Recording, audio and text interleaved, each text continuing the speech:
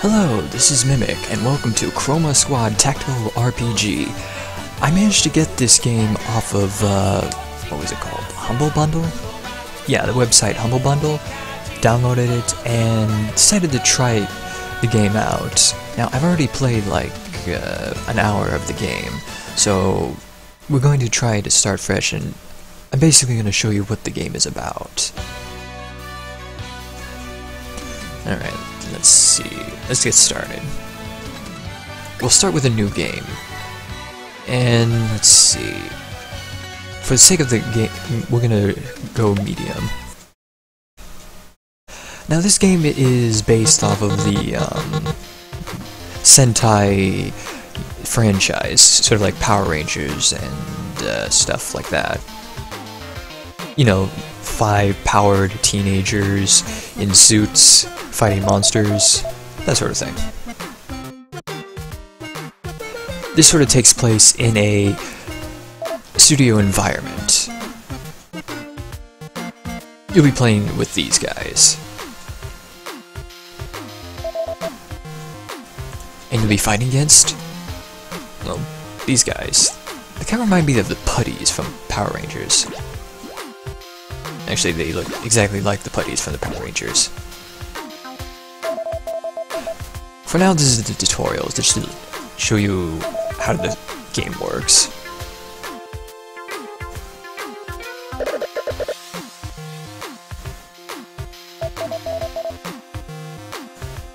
And you can get this sort of commentary from the characters as they try to well, act out the scene.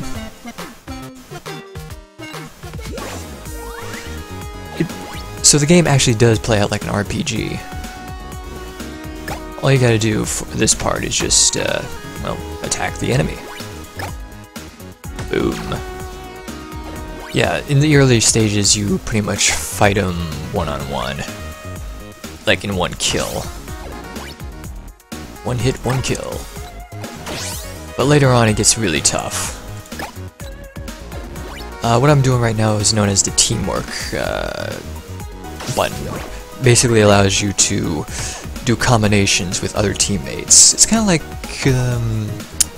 what was that game called? XCOM? It's kind of like that. It's like the XCOM's Overwatch system.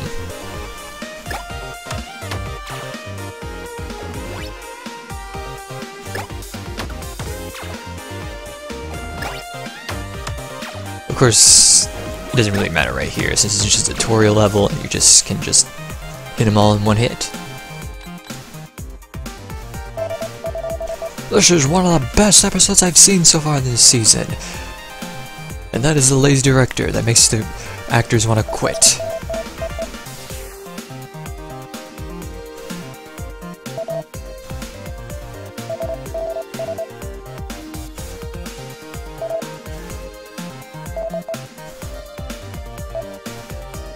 Yeah, this guy's bossy. In the game, you'll also get characters that are made from Kickstarter backers, which actually reminds me, this game was originally kickstarted on, well, Kickstarter. It was backed by a number of people, and actually managed to go past the original goal and gotten a lot of stretch goals reached. I think one of them was supposed to be a scene editor, allows you to create a level on your own. But I don't think they've implemented it yet. I think that's for later. Alright, let me show you how this teamwork system works.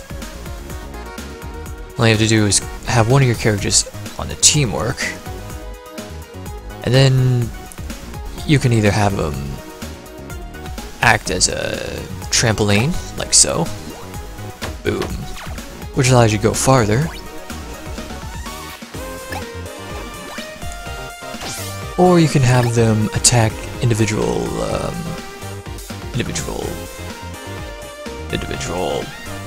mine's going blank here. Individual characters. Wait, that didn't sound right. Anyway, you can allow them to attack characters like simultaneously. What I mean by that is, you have one of the characters teamwork on next to one of them, like this. And then you have them attack your other teammate attack like so. Boom! They both attack the same guy. Adds more damage, too. The more you have, the more damage it does. If you can get all 5 of them to do it, it'll cause a super awesome cutscene ultimate attack thing.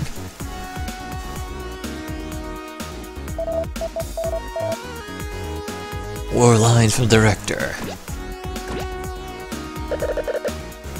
Yeah, we're gonna hurt him. Alright, as I showed, you just have them teamwork like this, and they'll both attack.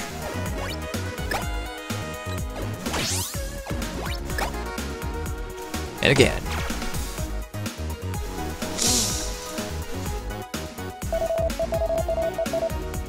Now this game, it actually gets more progressively interesting as time goes on, as with most games like this. With RPGs, you have chances to level up. Oh, nice monster.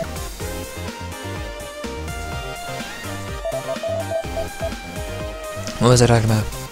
Oh yeah, essentially the more you, the more scenes that you fight in, the more money you make. So with that money you use it to upgrade characters, the studio, to make better scenes and better, you know, make sure your Sentai team survives.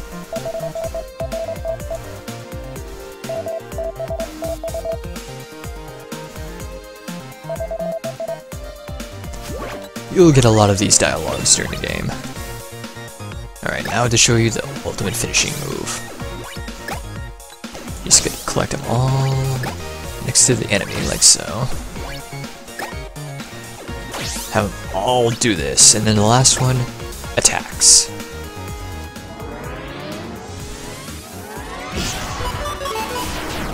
Ooh, that's so tingly.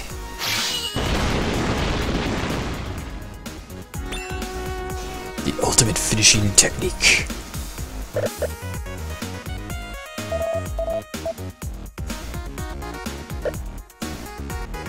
Boom. Later on you get a mech. See, he talks about the giant robot. Yeah, these are the actors who are in the intro. These are the stuntmen. Which actually portrays what happens in real life. Essentially, the actors, I think it was in the Power Rangers, the actors and the actual stunts were completely different. Like the Power Rangers suits, the ones in the suits were actually made in Japan, and the Power Rangers who, you know, acted out without the suits are actually, if I can recall, you know, separate from the actual actors, from the actual stuntmen.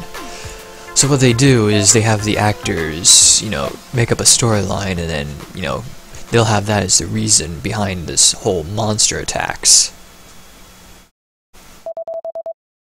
And they just clip them together to make sense.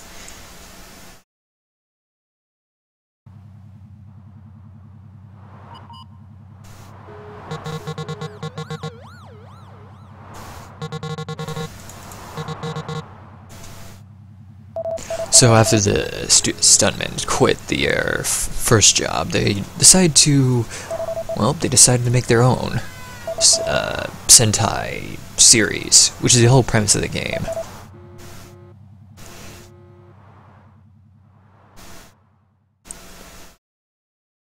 And off they go to become Sentai Rangers.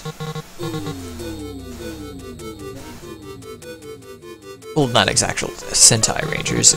That actually reminds me, the creators of this game actually calls the people who own the Power Rangers franchise and actually gotten permission to use their, you know, a few of their likenesses and and copyright trademarks in this game.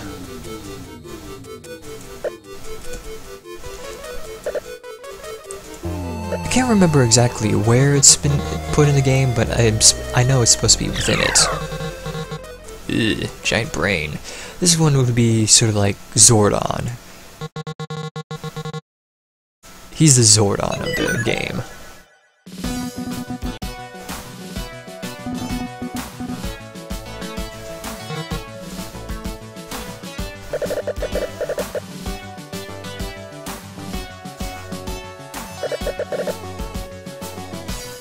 The evil director.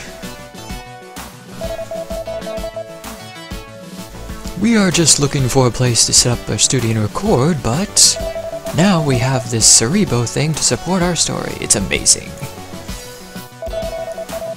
Yes, this is it. Just what Uncle just asked. What is it? I can't read today. Will do.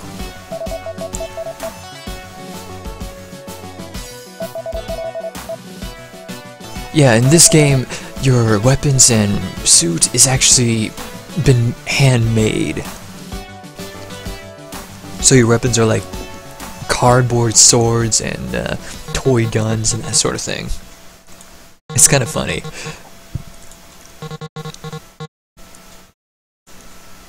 And it actually does work. Also have these cool animation bits here. And thus, the season starts. So if you skip the intro or you manage to complete it, you go straight to this. It's essentially the start of the new season. You'll get $1,000. The condition is you have to record the season finale after the 4 episodes. So you have to make, and also you have to gain fans. So if you don't get any fans, the contract becomes null and void, and it's pretty much game over.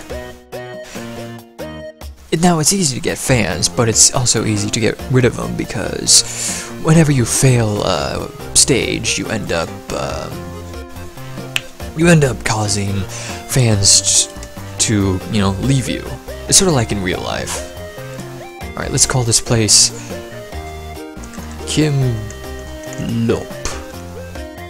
Kimlop's Studio. I have no idea who Kimlops is, but it sounds amazing. Alright, now for the meat of the game. You get to choose your team. Not only do you get to choose which characters are what, you also get to choose the color of your Sentai thing. So it could be matching white, matching colors, or just completely different. It could be orange, that could be white, that could be red, that could be brown. I like black. No, wait, blue. Yes! Alright, so each of these characters have their own little role. So the lead character, it says right here, you get more.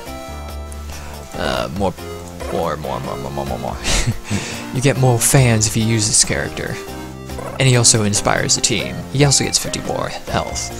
So you can pretty much choose anyone from this roster, and they have their own little skill set.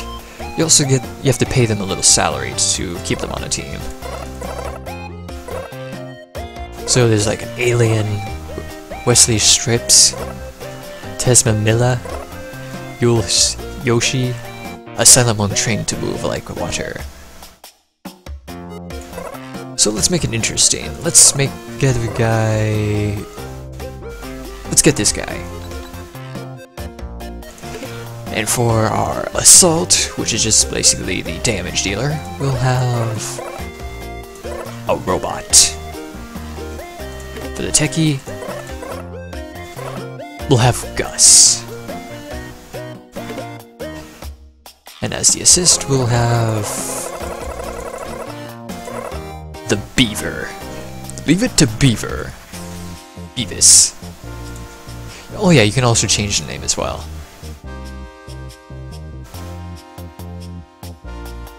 Now what the hell? Let's call him Beavis.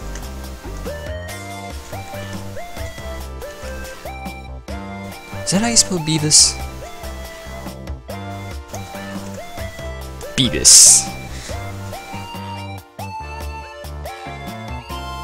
Beavis the Beaver. Yes. For our techie, his name is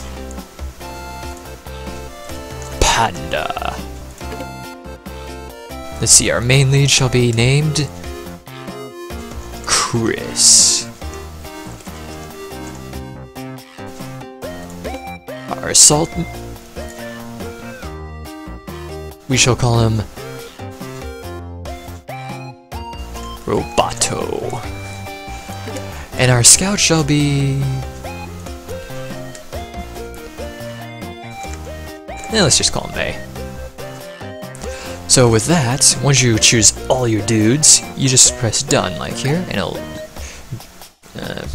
have this pop-up showing if you want to keep this, because there's no turning back. You cannot change your characters after this. So continue. And your game is saved. So essentially up here you can save your game right here, or, you know, various other options here. Anyway, here's the studio. Not much to look at. You have your actors, which you can look at the stats, change your skills, or equip new weapons. As you can see, Toy Sword. They actually do use toy things here. Well, you're starting out, so that makes sense. You have the shop, which you can buy your stuff. Later on, you can buy better stuff, but for now, we'll just leave it. Now we have the studio. Here you can upgrade your studio to make it look good and have buffs. So let's go with the cheapest one, the microphone. Allows you to gain 10% more audience from combat and skills. So let's get that. So now it has a microphone here. Let's add something else. Let's activate the SD camera. I remember having that back in, I think, 1995. My dad got this for me. Well, it wasn't on a stand, but it was the camera itself. It allows you to gain more audience from director's instructions. Alright, so let's get started. In order to, you know, play the game, or get to the next in order to create the episode, you essentially have to click on record. So this is the first episode. You basically fight a box with arms and legs. His name is Boxy. Yeah, it's a pilot episode, so...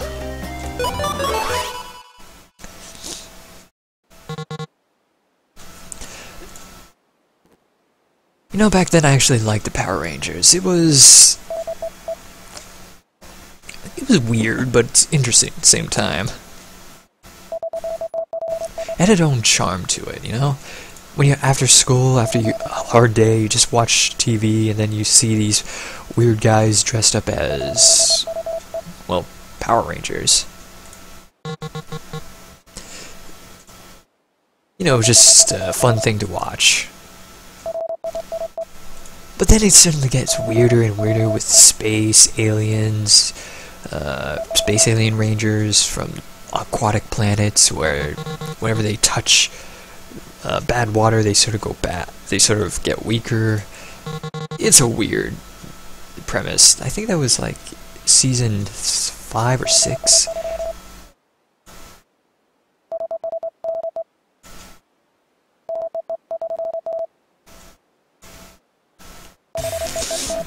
Alright, so basically they were talking about what they should do during the game.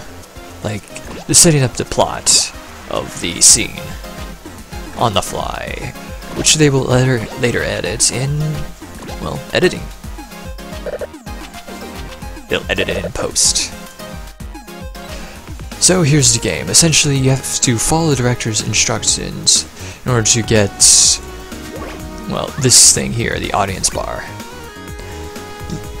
So the bigger this thing gets, the more money you make, and also the more fans you get, which will, you know, play an important role later. So let's get right into the game.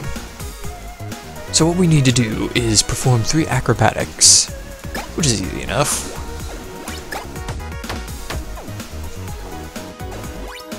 just have him go like this.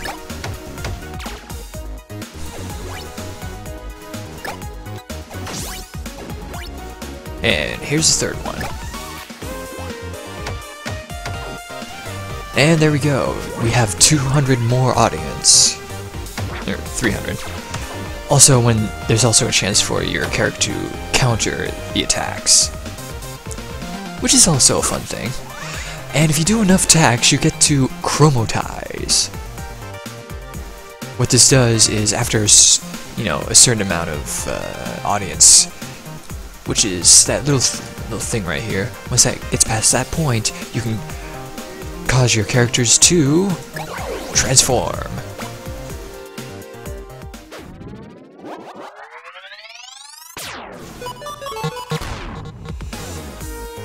Which is awesome.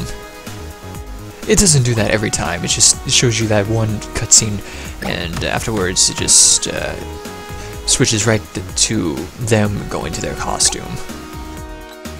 Let's play some teamwork. Double attack. Boom! Another thing about being a ranger is that you have abilities. You know, just like how in Final Fantasy there's magic spells, you have skills, which does various things, such as multi-shot, which attacks everyone within a certain amount of range. Or Healduken, which heals any of your characters. Or Punch, where you punch people in the face. Man, that counter ability is really good. So far, when I played the game so far, it's been pretty fun. Oh, let's do some stun. There's actually some abilities which allow you to use them, and you still get to, attack them right after. It actually tells you it says free action, so luckily the game tells you what actions are free and what aren't. Which is a neat mechanic once it is. Oh yeah, when you defeat an enemy, there's a chance of them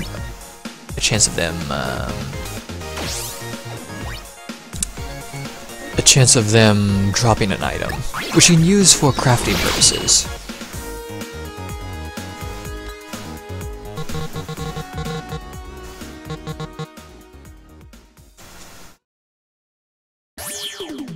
So after like one scene, usually you have to fight like a boss monster, such as this.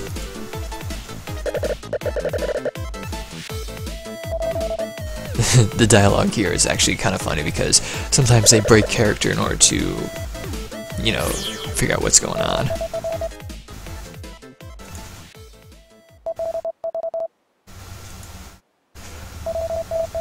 I'm acting, go on with the story. They do this a lot in the game.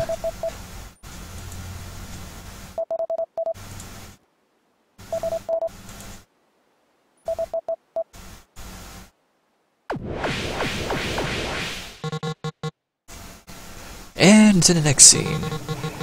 Usually the plot happens during the episodes, so you don't expect like a lot of fighting, but there will be fighting.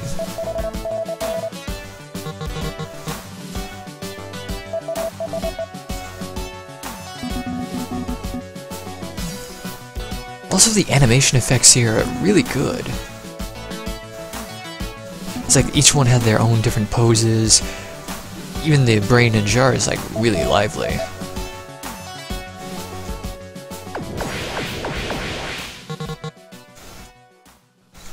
So now, here is the boss battle. And usually in the boss battle you have to use your finishing attack on the monster in order to fish him off. But in order to do that, you have to weaken. I'm late! How deep are we into the episode? Is he wearing anything in that? The boxing box.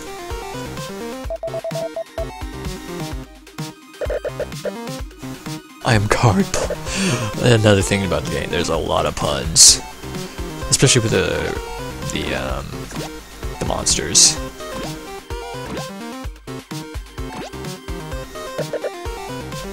Yeah, that's another thing. When you fight bosses, you have to fight their minions too. So in this one, you have to defeat the monster with a finishing move, and defeat all the minions before attacking the boss monster.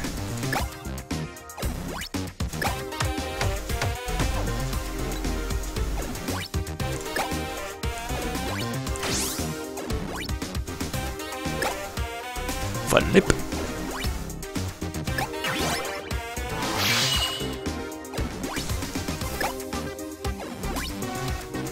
In case you can't reach them, there's always, you can use their skill to attack from a distance.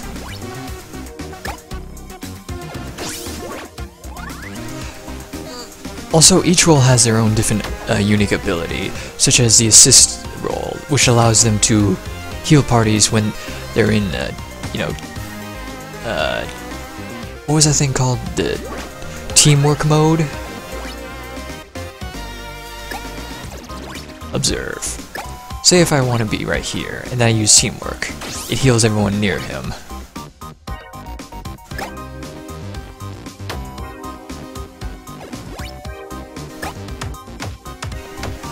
Alright. Another thing, the enemies do tend to have the same stats that you would. They would counter if they have a chance to counter, sometimes to dodge, just like that. So, you know, don't expect them to be pushovers. Of course, don't expect them to be very difficult either.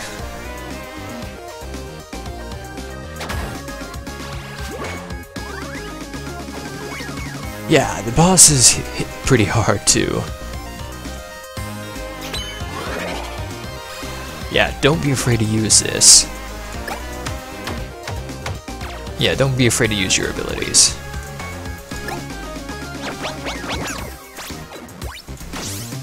Because they might save you.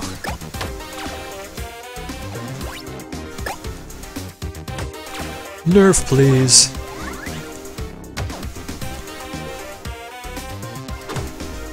Now, would I recommend buying this game? I would say, yeah, it's definitely worth the purchase. You're getting a lot from the game for just, you know, $10. That's like, from what I hear, this game has roughly 20 to 30 hours worth of gameplay, and that's not counting the multiple endings that it has.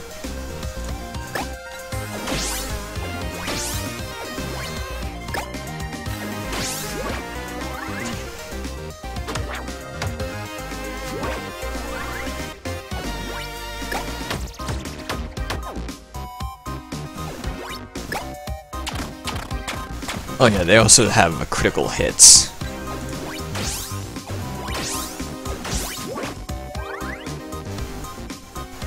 Super Punch. Alright. Oh, you're supposed to defeat all the minions before attacking the boss. Yeah, when you do that, it'll let you know that you've failed the director's instructions. Oopsie.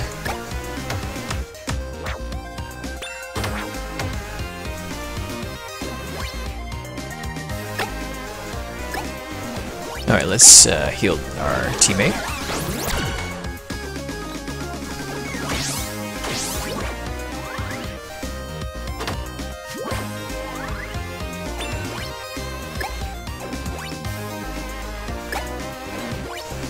Let's lasso him in. Wiggle wiggle. Get into Sentai mode! Quick, use your Sentai powers. And now, the finishing move.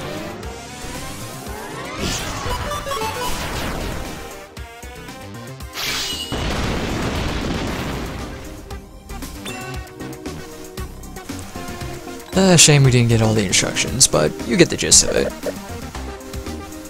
I've been recycled.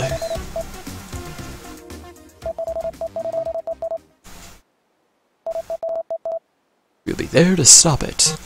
to be continued. It's just like every scene you do is just like an actual episode. Which is really cool. It feels like you're actually doing an episode of Sentai Rangers. And in the end of the scene, you get the amount of audience, material is dropped, which will be used for crafting.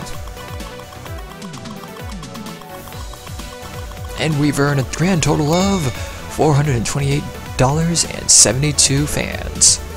And you also get these little tweets here. Finally, season premiere. Hashtag yes please. Hashtag, hashtag, hashtag, hashtag. More hashtags. Squad is the new show in town.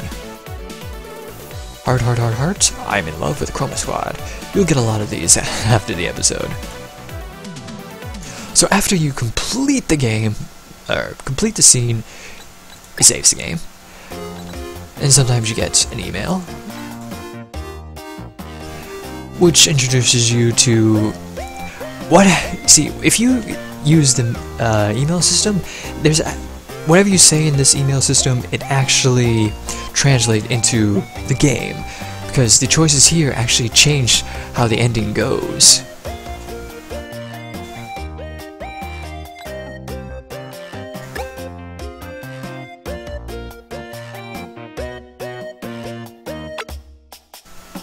Alright, so after the first episode, you get the ability to craft, which actually is better than buying, because when you craft it, it actually has the chance to add a random property, which sometimes makes it better or worse than the actual thing you're buying.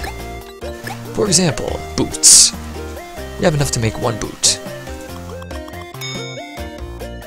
And it actually significantly increases various things. Let's give it to the lead. And after that, you have the ability to, create better items using the material that you have. And you can also recycle stuff that you don't need. It doesn't always work though. You can also buy packs here to get more material to craft better stuff. Of course, you can also use the money to upgrade your studio. To get better health, you can just go to Healthcare Bronze.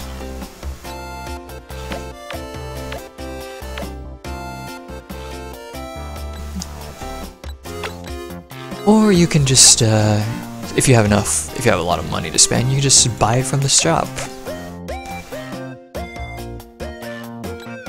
And some of these weapons are actually pretty good. Alright, that is it actually for this playthrough of Chroma Squad. If you like the game, go on Steam or the Humble Bundle website and check it out. It's only like $10 so far, if I can remember. Yeah, it's $10, $14 if you don't have any discounts.